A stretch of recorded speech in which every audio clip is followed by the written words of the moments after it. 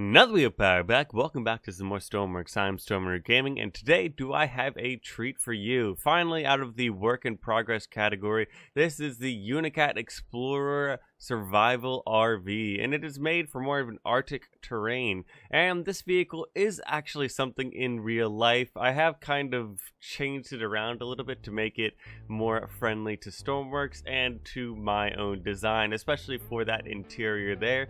But a lot of likeness and the idea basically came from the One Survival RV company. So yeah, we're gonna jump right in, and I'm gonna take a little walk around. The first thing you're gonna notice is how high this vehicle actually is. With those 7x7 tires, it gives it a large lift, and with 6-wheel drive optional mode, it's pretty darn good off-road if I don't say it myself.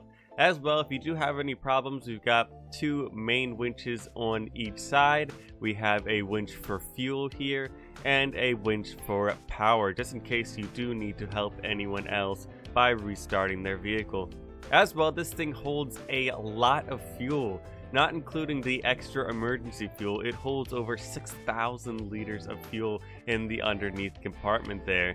But we also do have a little electric motor on the back end, and you may be noticing, Storm, that isn't an electric motor. What I mean by electric motor is this little motor out here is actually going straight back into the bottom there and running a couple electric generators. So we have plenty of power when sitting still out in the Arctic, so you should never worry about having any power problems. Because the main engine only has two small generators on it, there isn't enough power production. As well, we do have a couple solar panels, some radio and sonar, as well as a horn up here. And a spare tire if you can find the controls to get it off here, because I may have lost the paper somewhere. We also do have a huge and tall air intake on the front end, as well as those exhaust ports on the back end. I'm actually going to drop down there, and we're going to go inside of here. So we've got a nice ramp or ladder. I've just left the name ladder because previously this just was a ladder that slid out here, but I changed it over because, I don't know, I think the ramp looks a little bit more classy, like a red carpet sliding out to greet whoever is coming inside here. And of course that does retract when you go back inside within the button there.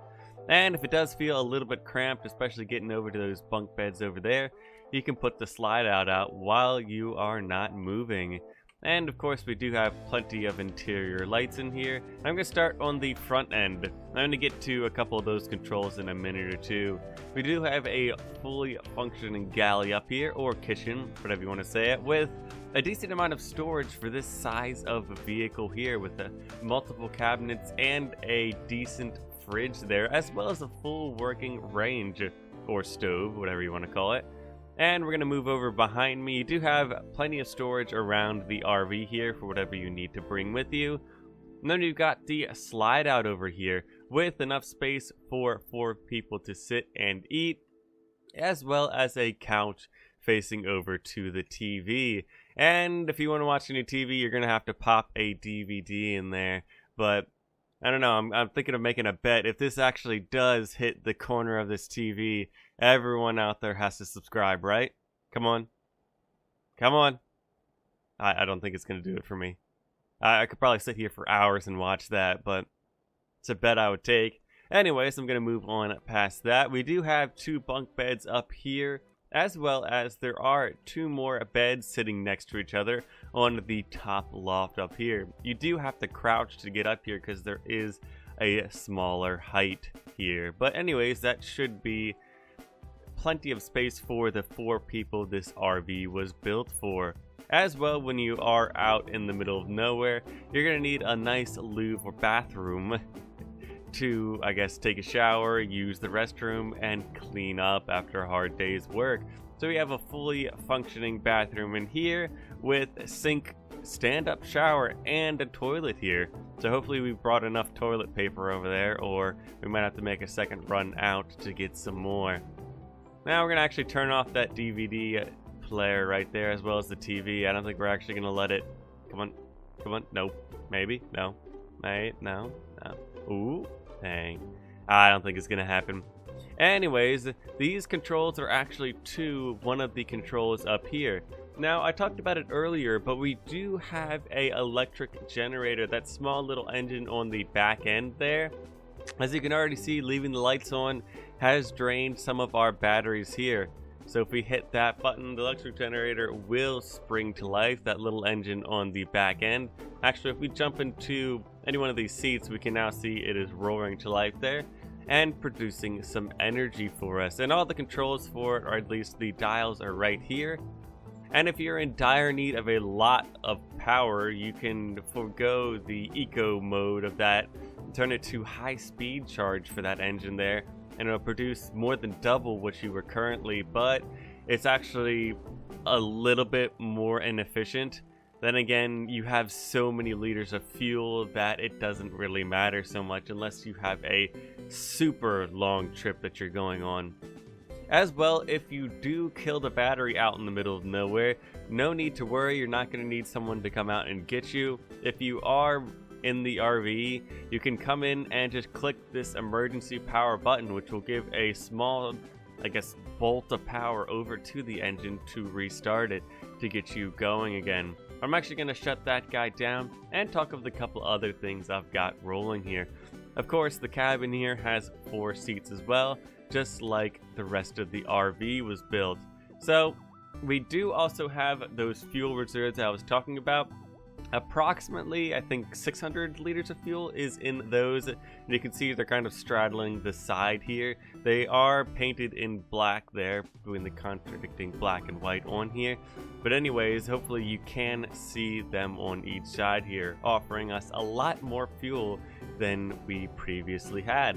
As well, if you are sitting in the driver's seat and feeling a little bit lazy and you don't want to go out and put that slide out back in to get moving, there is a slide out override. So no matter what spot it is sitting in, clicking that slide out override should bring it back in. As well, if you did forget to put that ramp up as well and don't want it to be hitting on terrain here, when you do click that override button, it'll actually bring the ramp in as well. And when you turn it off, it, I guess, just basically reverts it to the state you put it at previously. So actually I'm going to turn all those off, turn the lights off. I'm ready to get to driving this thing right now. So of course I do want to run it in 6-wheel drive, and we can turn on our headlights, fog lights, and if you want to, you can turn on and off blinkers.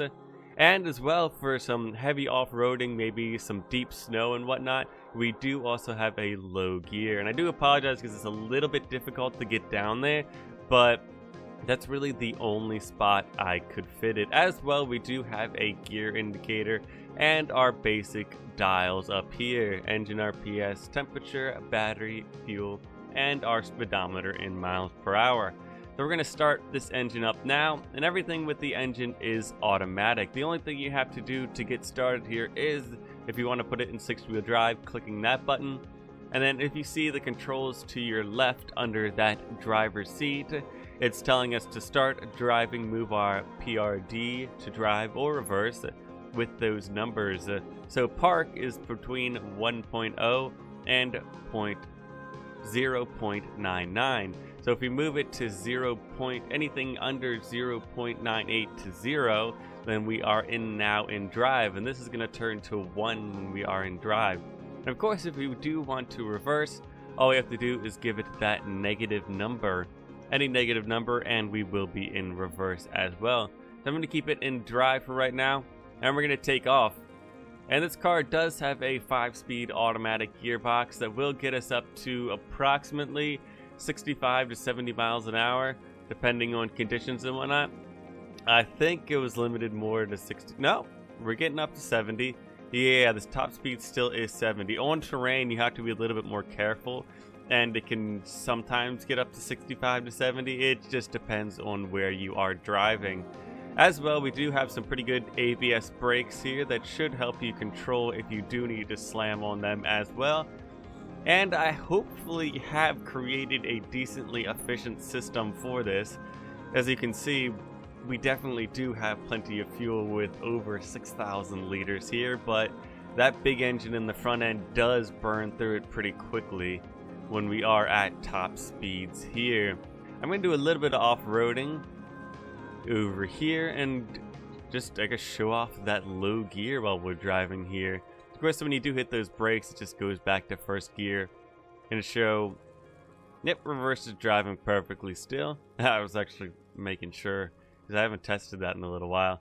I'm going to drop us in low gear here. So this is going to keep us at our first gear. Top speed around 14 miles an hour. Sometimes you can dip into 15, but all it's meant to do is to basically lock the axles and make sure you get the best off-roading you can. So you're not going too fast, because I found one problem. If you are like hauling off-road with this and slam that bumper into some terrain in front of you, it'll create a big problem because you'll break the engine on the front end there, and then you're not going anywhere pretty quick anymore because you don't have an engine. And that's usually the only time I've had to rescue this vehicle here in Stormworks. But other than that, it's pretty darn good off-road and whatnot. So I'm actually going to take it out of low gear there. So we're actually going to fly through some off-roading here pretty quickly.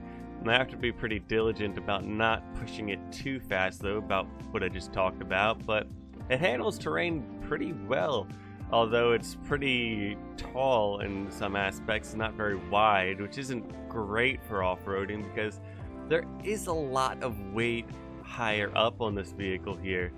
So it looks like we've done some pretty good off-roading without much of any trouble, and I can get it right back to the workshop over there.